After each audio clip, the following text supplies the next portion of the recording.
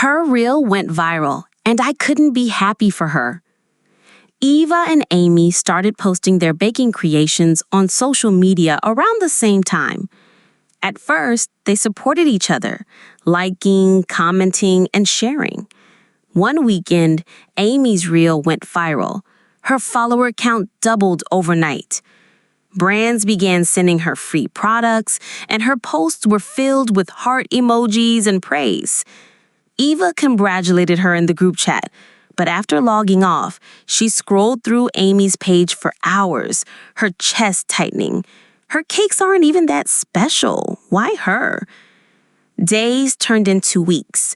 Eva stopped creating new recipes. She spent more time comparing herself to Ife than improving her own skills.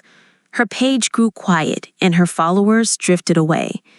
One evening, as she scrolled mindlessly, she stumbled on a verse.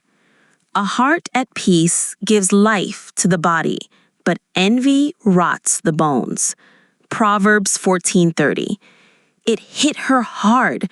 Envy wasn't hurting Ife, it was draining her own joy and killing her creativity. She prayed for God to help her be content, to celebrate others without comparing herself to Ife. That night, she opened her notes app and wrote down 3 new cake ideas. She baked again, not to outshine Amy, but to glorify God with the gift He had given her.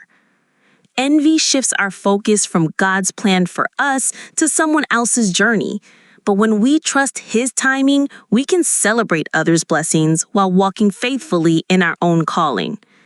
Kindly like, comment, and subscribe for more inspirations.